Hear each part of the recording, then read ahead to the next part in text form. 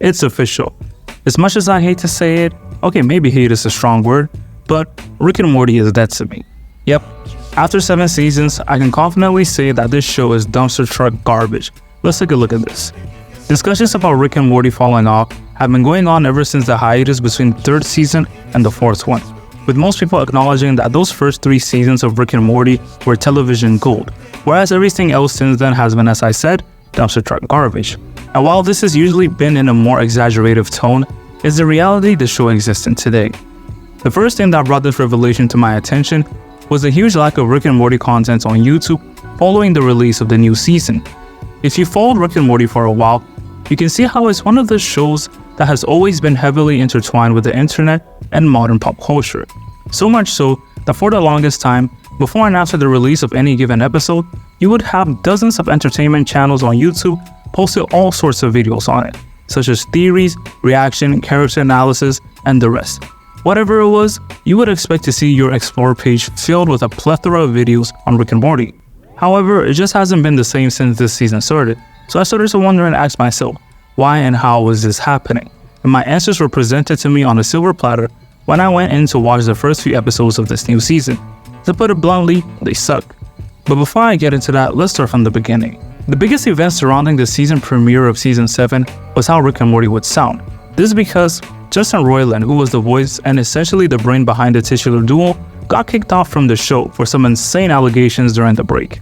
This put a strain on the show's producers to find voice actors for arguably the most controversial characters on TV before the season even aired.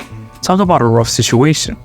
However, this was seemingly handled very well, since there has been no real hate towards the new voices, which is surprising for me considering how unforgiving fans of this show tend to be.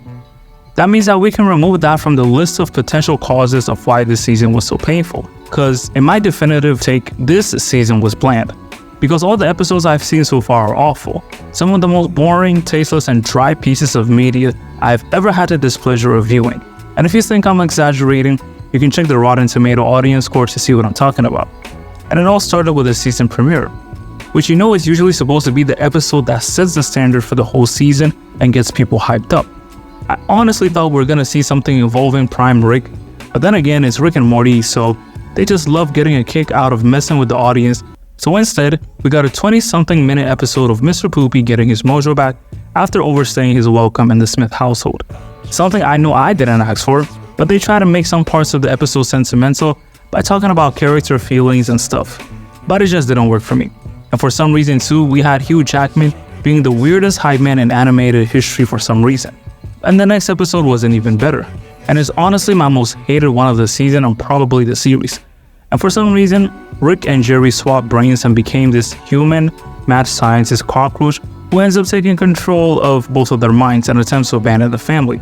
All of this is because the neighbors lied to Jerry about borrowing a rake. And I mean, it could have been a cooler concept if the execution was done better, but at this point, it feels as if all the good ideas have been used up and anything goes. And again, this episode didn't really do anything that new that we hadn't seen Rick and Morty do before. The Jerry and Rick team up thing isn't exactly a new concept, as well as something taking control of your mind. We've already seen that with Tiny Rick. The 3rd episode didn't get any better, and it's much grosser, but guess who's back? That's right, it's Unity, our favorite hive mind from 3 seasons ago is back. But wait, this time, the therapist that Rick is currently seeing, remember her? Yes, she's involved, and as well as the President of the United States to remind us how cringy forced love can be. And if you were able to get through this slugfest of people just throwing up inside other people, you deserve props because your resolve is strong. I, on the other hand, was dreading every minute of this pretentiously shock value driven episode, just waiting for my misery to end, and after about 25 minutes, my wish was granted. The only memorable part for me was the subliminal reference to Prime Rick by Unity, hinting at the fact that she might have known the trauma that he caused our Rick. And I was hoping to get more than a quick reference line during the episode, but unfortunately that was all we got. And this led me to a sobering realization concerning how the only thing that would even get me remotely to care about Rick and Morty would be some sort of resolution with either Prime Rick or Evil Morty. But yeah, at this point I was totally okay with dumping the show until they did something interesting.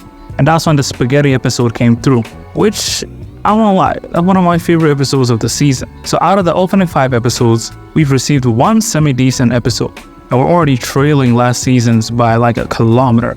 But I'm assuming all of that was supposed to change, like I said before, when we finally got something that we had been screaming and waiting patiently for. The final confrontation between Rick and Rick Prime. And I won't lie, it was something that I was really excitedly waiting for because of all the hype that had been building up to it. And with the addition of Rick and Morty 2, this episode was supposed to be the episode of the season, which it was in my opinion. But then tell me why after watching that episode and seeing Rick bash Prime into a pulp, I still felt empty inside, as if the anticipation that had been building towards this one moment was just subverted. And this feeling can describe my whole mood towards this season. Every time I watched a new episode, I went in with pretty low expectations. But then, the episode still managed to disappoint me. And it's not even in an angry way too, in that I would just get mad because of how bad I found the episodes to be. It was more like, really? This is what you're showing? Don't you have anything better to offer, or you're just doing this for shock value?